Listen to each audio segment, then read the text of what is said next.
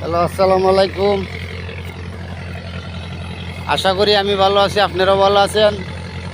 আমি বর্তমান মুলাগোল ইন্ডিয়ার পাশে একবারে, ঠিক আছে। আজ আমি দুঃখিত, আপনারা কোনো গান শোনাইতে পারলাম না, কারণ আমি আমার ডেজারের কাজে আইছি। ইনশাল্লাহ আশা করি আপনারা ভালো আছেন, আমি ভালো আছি, ভালো থাকবেন।